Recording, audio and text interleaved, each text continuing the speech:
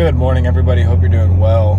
If you're new to the channel, which you probably are, welcome. If you are not new to the channel, then you would know that this is like my fourth video ever, but it's also my fourth video where I have a new car. So today we're in my 2018 Ford Fiesta ST, and this car it's been really interesting. I've been having a lot of fun with it, and I actually think I want to make a review video on it because I've come to the conclusion that these cars are extremely underrated. If you're not a drag racing guy, you don't need something with 600 horsepower, and you're looking for a fun little back road car that can serve as a daily, does good on fuel, is reliable, and it's just a good, fun car all around. This is a great car for that application. So yeah, it is a 2018 Ford Fiesta ST. I've put about 2,500 miles on it. It's got 47,000 miles on it just about now. And as far as modifications for suspension, we've got Bilstein struts. We're on lowering springs. We've got the front torsion bar, rear sway bar. We've also got the rear axle beam centering kit, which I'm not exactly sure what that does, if I'm being completely honest. We've also got camber plates in the rear, so we can adjust our rear camber, which is huge on these cars, to be able to run, anywhere from half a degree to a degree of camber in the rear. And then as far as motor modifications, it's whoosh everything. We've got whoosh motor mounts, whoosh transmission mounts. We've got whoosh intake, whoosh intercooler, whoosh charge pipe. And then we are on, we've got Cobb tuner. We're on an e30 Dizzy tune right now, so it's E30 ethanol blend. And we're on stock turbo. What else we got? We've got a short shifter. Alrighty, guys, we've got some sunlight out now. I can show you guys around the car. Obviously, it's orange. It's very orange. I don't know the exact or what the color is called. I know I'm a terrible Fiesta owner, but it's orange. We've got the black wheels wrapped in the Bridgestone Potenzas, or REO50As. All right, tire. We are running the EBC yellow stuff pads. Got some nice little sequential side mirror action going on. We've got the whoosh strut bar up front, discontinued. This thing's pretty nice, can't get them anymore. Whoosh intake. We've got a TurboSmart V port right here, and then we've also got the whoosh intercooler and whoosh charge pipe. That's it for the engine bay. We do have the motor mounts and transmission mounts all poly, like I said, and we do have some subframe goodies under there as well. We've got the I'm blanking out, Bilstein struts front and rear, lowering springs. We do have an exhaust on here. I don't even remember what it's called. What is this? FS Works exhaust. It's not super loud. I'm gonna probably keep it. I like it. So yeah, that's it. Interior is really clean, as to be expected with a 50,000 mile car. I do have some stuff in here right now, but see, everything is holding up very nicely in here. And yeah, I think that's about it for exterior stuff. There's someone watching me right now. I don't know what they want. All right, guys, so let's go for a drive and talk a little bit. Roll the windows down. So first thing I would like to point out about this car is how easy it is to drive. I may have mentioned earlier, but it is a great daily driver, and it also does really good on back roads. While this thing handles like a go-kart, and it is set up pretty stiff from the factory, it does have really nice street manners, and it's not annoying to drive every day.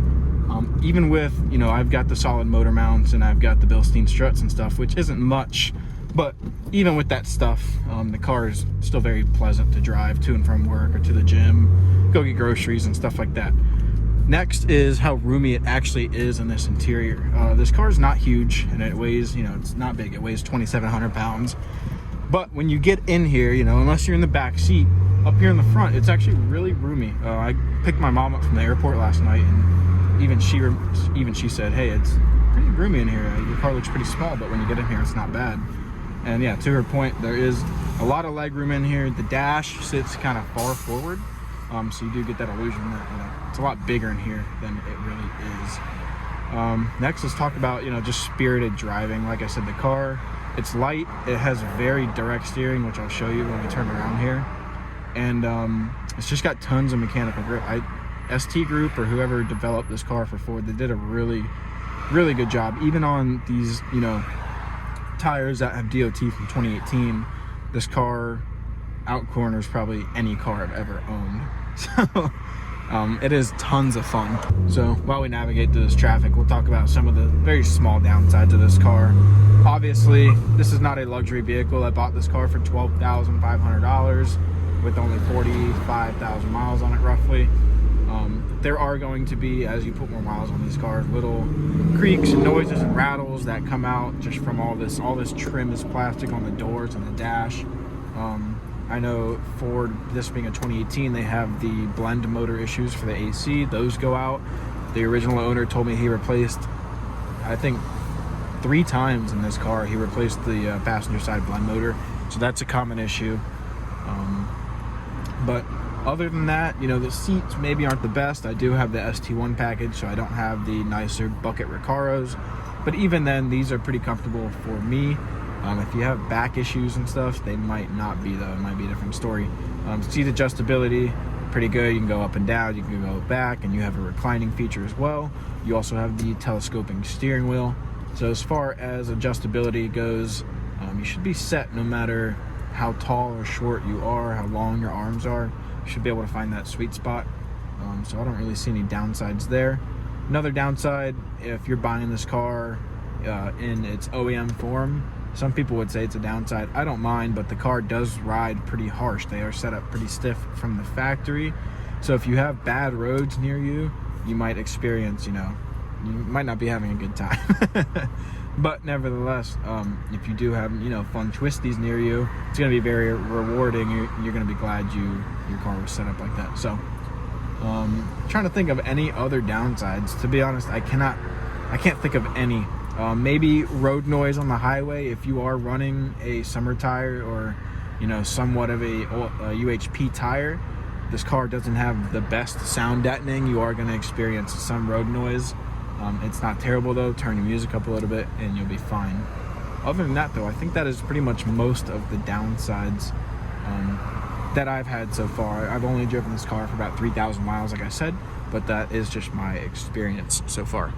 One thing I think is worth mentioning is the shifter feel. Obviously, it is a front-wheel drive car, so we are utilizing some sort of shifter linkage system, unlike something like a Chevrolet Camaro or something where you are literally shifting the transmission. This is not the same. Though I will say Ford did a really good job with this car, and I think the shifter feels really good. I do have the aluminum bushings and a short shifter, so it does help a lot. But, it's not numb. You can definitely tell when you're in gear. And I think it does have a nice feel to it for a front-wheel drive car. It feels as if, I'm not sure, but it feels as if this shift knob is weighted from the factory. And I do like the feeling of it, so I'll probably keep it on there. But yeah, I think the shifter is good. I think Ford did a good job with that. And with some small upgrades like a short shifter and some shifter bushings, it'll be feeling amazing. Obviously, we can't talk about the shifter without talking about the clutch. If you have ever driven a Focus ST, you would know that the clutch is, for a stock economy car, it's fairly heavy, and it has a pretty precise bite point or release point, whatever you'd like to call it.